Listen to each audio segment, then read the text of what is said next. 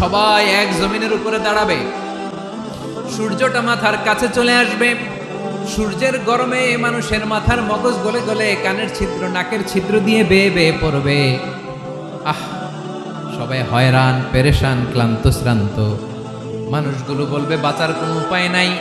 50,000 বছর মানুষ এরকম দৌড়াবে, চিৎকার করবে, কাঁদবে, বাঁচার কোনো উপায় নাই। সবাই বলবে আহ, আল্লাহ যদি বিচারটা শুরু করতো, যা হবার হবে, আগে বিচার শুরু করতো। বিচারই শুরু হয় না, বিচার শুরু হইতেই 50,000 বছর।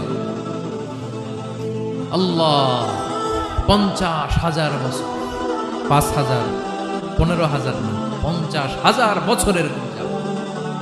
মানুষগুলো কাঁদতে কাঁদতে বলবে চলো আমরা আদম আলাইহিস সালামের কাছে যাই, যেন আল্লাহরে যে সুপারিশ করে, আল্লাহ আপনি বিচার শুরু করেন। কিয়ামতের ময়দানে সবাই মিলে সাইয়েদনা আদম আলাইহিস সালামের কাছে যেয়ে বলবে ইয়া আবাল বাশার ইয়া আউয়ালাল আম্বিয়া, ও আদম নবী, আপনি দুনিয়ার বুকে প্রথম নবী। আল্লাহ নিজ হাতে আপনারে 60 হাত লম্বা করে বানিয়েছেন, আপনার সম্মানে ফেরেশতাদেরকে সেজদা দিতে বলেছেন। দুনিয়ার প্রথম নবী, প্রথম মানুষ আপনি। আপনি আল্লাহরে যে সুপারিশ করেন যেন আল্লাহ বিচার শুরু করে। আদম আলাইহিস সালাম বলবেন আমি পারবো না, কারণ আল্লাহ আমাকে একটা নিষিদ্ধ গাছের কাছে যেতে নিষেধ করেছিল, আমি ভুল করে এই গাছের ফল খেয়েছি। নাফসি নাফসি, আজকে আমার কি হবে আমি জানি না, আমি বড় লজ্জিত। আমারে যদি আল্লাহ জিজ্ঞেস করে কেন খাইছিলাম, আমার কোনো উত্তর নাই। তোমারে বাঁচামো কেমনে আমি? নবীরা থার থার করে কাঁপবে সেদিন। আদম আলাইহিস সালাম বলবেন আমি পারবো না, মাফ করো আমাকে, আমি পারবো না। ওই যে ভুল করে গন্ধম খেয়ে ফেলেছি, নিষিদ্ধ গাছের ফল খেয়ে ফেলেছে, আমি বড় লজ্জিত, অনুতপ্ত, আমি পারবো না। আজকে আল্লাহ এত রাগান্বিত হয়েছে, আগে কখনো আল্লাহ এত রাগান্বিত হয় নাই, ভবিষ্যতে আল্লাহ কখনো এত রাগান্বিত হবে না। আমি পারবো না। এক কাজ করো, তোমরা নূহ আলাইহিস সালামের কাছে যাও। কোন নবী?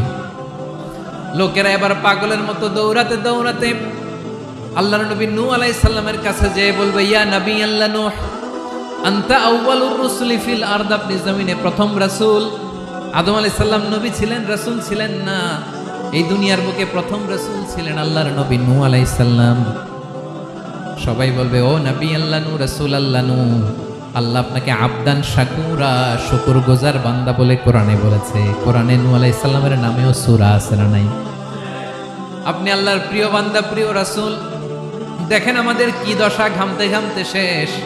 জমিনটা তামার জমিন, সূর্যটা মাথার কাছে, কি করব আর পারি না, ঘামতে ঘামতে আর কত ঘামবো, কত দাঁড়িয়ে থাকবো।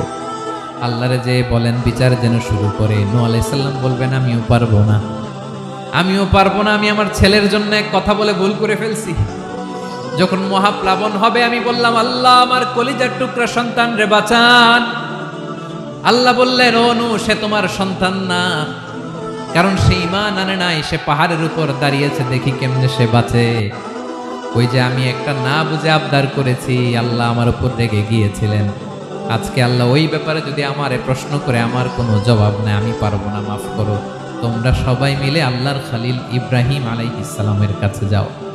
লোকগুলো পাগলের মতো খুঁজতে আরম্ভ করবে, অযুত লক্ষ নিযুত কোটি মানুষের ভিড়ে আল্লাহর খলিল ইব্রাহিমকে যে বলবে ইয়া খলিলুল্লাহ, ও আল্লাহর খলিল, আল্লাহ আপনাকে বড্ড ভালোবেসেছেন, আপনি কাবা বানিয়েছেন, আল্লাহ আপনাকে বড্ড পছন্দ করেন।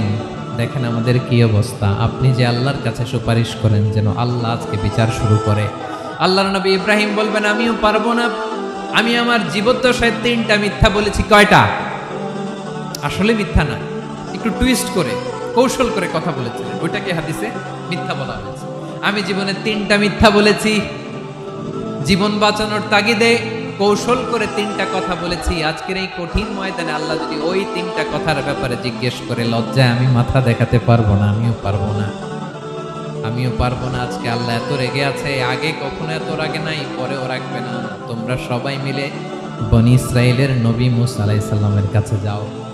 সবাই এবার যাবে মূসা আলাইহিস সালামের কাছে, যেয়ে বলবে ইয়া নবী আল্লাহ মূসা, আপনি ছিলেন কালিমুল্লাহ, আল্লাহর সাথে সরাসরি কথা বলতেন। রব্বুল আলামিন আপনাকে তাওরাত কিতাব দিয়েছেন, আপনি যে একটু সুপারিশ করেন। আল্লাহর নবী মূসা বলবেন মাফ করো, আমিও পারবো না, আমি দুনিয়ার বুকে ভুল করে একটা মানুষকে মেরে ফেলেছি। আমি মারছিলাম আদব শিক্ষা দেওয়ার জন্য, এক থাপ্পড়ে যে ওই লোক মরেই যাবে আমি জানতাম না। আজকে আল্লাহ যদি জিজ্ঞেস করে কেন মারলা, জবাব আছে? ওই লজ্জায় আমি অনুতপ্ত, আমি পারবো না, আমার এই কথা বলো না, আজকে আল্লাহ বড্ড রেগে আছে, আমি পারবো না, তোমরা আল্লাহর নবী সাল্লাল্লাহু আলাইহি সাল্লামের কাছে যাও।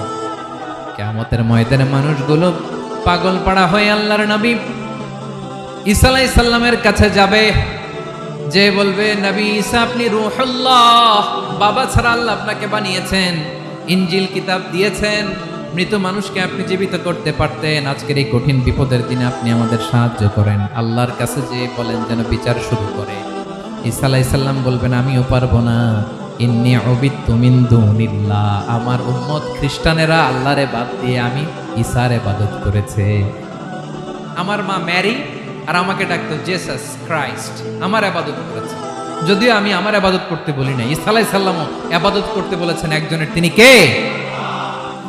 আল্লাহর নবী ঈসা আলাইহিস সালাম বলবেন আমিও পারবো না, আজকে আল্লাহ অনেক রেগে আছে, আমি পারবো না, তবে একটা পরামর্শ দিতে পারি, একটা সাজেশন দিতে পারি। আজকের দিনে এই কঠিন মুসিবতের কালে, এই কঠিন সময়ে কেউ আল্লাহর দরবারে দাঁড়িয়ে একটা টু শব্দ করার ক্ষমতা কারো নাই, একমাত্র আখিরি জামানার পয়গম্বর বিশ্বনবী মুহাম্মদুর রাসূলুল্লাহ ছাড়া।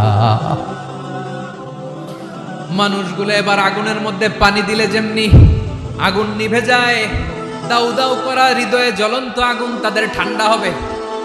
কিয়ামতের ময়দানে ওই বিভীষিকাময় সময়ে মুসিবতের কালে মানুষগুলো পাগল হয়ে বিশ্বনবীকে খুঁজতে আরম্ভ করবে। সবাই মিলে বিশ্বনবীর কাছে যে বলবে ইয়া রাহমাতাল লিল আলামিন, ইয়া খাতামান নবীন, রাহমাতাল লিল আলামিন। দেখেন আমাদের কি অবস্থা, কি কঠিন বিপদে আমরা আছি, দাঁড়াতে পারি না, সূর্যের আলোতে ঘেমে হয়রান। আজকে কেউ সুপারিশ করতে পারবে না, সব নবীরা অপারগতা স্বীকার করেছে, তারা বলেছে আপনি ছাড়া কেউ নাকি আল্লাহর সামনে দাঁড়াতে পারবেন না, আপনি একটু সুপারিশ করেন। বিশ্বনবী বলবেন আসো আসো, আজকের দিনে আমি ছাড়া আল্লাহর সামনে কেউ দাঁড়াতে পারবে না।